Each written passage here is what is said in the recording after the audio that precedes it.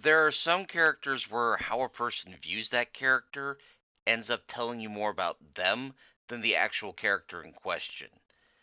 I think that's the case with Helen, but I also have to admit there's a lot of room for competing viewpoints, aren't there? Especially with the choose your own adventure nature of Helen's narrative. Whether or not you view Helen as a victim, someone who made terrible decisions, or a person fighting for their own agency, that's something I'm going to leave to y'all. Feel free to mention that in the comments, alright? Hello, everyone.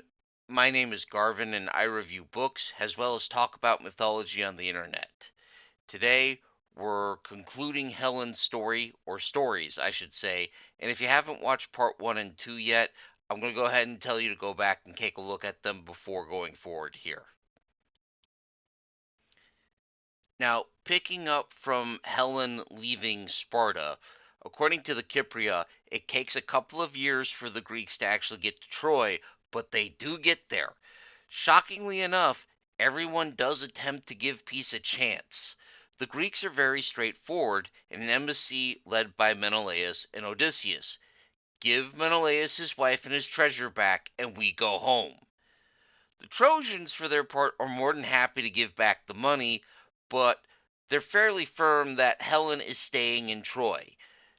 Now, to be fair, they're also willing to offer Menelaus a marriage to a Trojan princess and to put a chunk of the Trojan treasury on top of the Spartan money as repayment. Now, it sounds like a nice offer, but it's also one Menelaus can't accept, because as a Bronze Age king, accepting this makes him look weak, and he'll end up getting run out of Sparta. Not to mention, part of his claim to the Spartan kingship is being married to Helen, so war it is. Continuing from the Kypria, there's also a meeting between Helen and Achilles outside the walls of Troy, set up by Aphrodite and Theseus. It's often suggested that the meeting got intimate, but there are also accounts where the meeting is actually pretty businesslike. After this, Helen's story gets pretty confused with a lot of different versions, as different people come up with different things she's doing while Troy is under siege. For example, hiding Odysseus when he sneaks into Troy on a spy mission, giving him intelligence, and even helping him cover up some murders. Other writers who have her being fully in love with Paris have her aiding the Trojans by giving them psychological information on the different Greek kings. But in just about every take, Helen is someone who is very isolated, as other Trojan women are less than thrilled with her, which is understandable. She's also someone who feels a lot of remorse and grief because she knows in the end everyone who dies would be alive if she had just stayed home. There's also some versions where Helen has three sons by Paris who all die during the siege. And no matter what her feelings were towards their father, I can't help but think losing three sons would be a major source of grief for almost anyone. Now, Helen's role in the actual hostilities are fairly minor, however, so I'm going to skip over a lot of the war itself. When Paris is killed, however, she's remarried to another of Priam's sons, Diophobus. I apologize for my mispronunciation there, but I'm getting conflicting sources on how you actually say this guy's name. More importantly, just about every source I find agrees that she hid his sword from him when the city fell, rendering him helpless to Menelaus's wrath. I'm not sure what this guy did, but man, it must have been something. When the Trojan horse was brought in, Homer claims that Helen circled the horse, imitating the voice of the wives and loved ones of Greek heroes hiding within, trying to get them to give themselves away. Meanwhile, Virgil's Aeneid has her signaling the Greeks in the horse to begin their attack when the Trojans are all too drunk to do anything. So, again, a lot of disagreement here. These disagreements continue into what Helen did during the sack of Troy itself. One version has her pointing out hiding spots to the invading Greeks so they can flush out Trojan warriors. Others have her too busy running for her life from, well, everyone. In most accounts, excluding the ones where she's in Egypt, of course, she is finally cornered. Sometimes it's by a mob of Trojans or rampaging Greek soldiers or by Menelaus himself.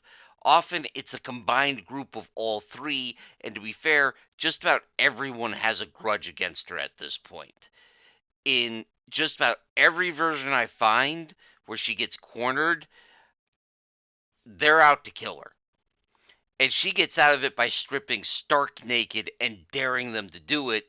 And because she's so mind blowingly beautiful, no one, not Menelaus, not the Greeks who fought for 10 years and seen family and friends die by the dozens, or the Trojans, knowing they're all about to be murdered or enslaved, can bring themselves to actually hurt her.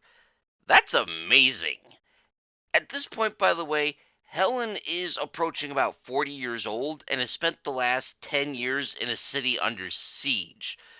Speaking as someone who's getting on in years himself, I would love to know what her workout and diet routine was because it must have been amazing. As I mentioned in my Lost Epics video, the Greeks had a lot of problems getting home. It actually took Menelaus and Helen years, according to the various traditions, and they ended up touring the eastern Mediterranean as a result. In at least one of the Egyptian versions, Menelaus actually ends up shipwrecked in Egypt and finds that his wife has been sitting there faithfully waiting for him the whole time. Either this seems to have given them time to rebuild their relationship, or they mended fences pretty quickly, as they are recorded as spending the rest of Menelaus' life happily married. It's after Menelaus dies that we get back on the choose your own adventure path here. In one tradition, Helen just slips away of natural causes soon after Menelaus dies. He always dies first, by the way, and they're buried together.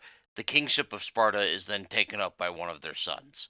In Euripides' plays Orestes, however, a different story plays out. Orestes is the son of Agamemnon, who I'm sure y'all will remember he was murdered by his wife Clytemnestra, who was also Helen's sister. Agamemnon's surviving sister, Orestes, and Electra react to this by killing dear old mom.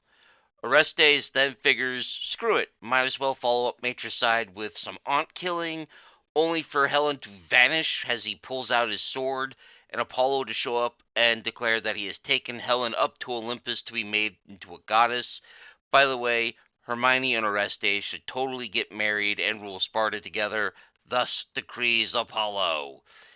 In Rhodes, however, they claim that Helen was driven out by her sons or stepsons after Menelaus dies and she fled to Rhodes, only for the ruling queen, who had lost her husband in the Trojan War and blames Helen, to have her strung up from a tree. There's also a claim that after her ascension or death, depending how you view it, she joins with Achilles and they're partying it up in the afterlife together.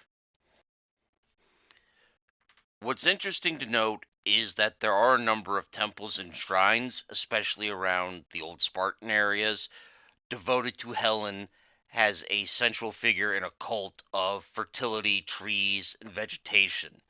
She also represented the transition from childhood to adulthood for women and seemed to serve as a patron specifically for married women as well.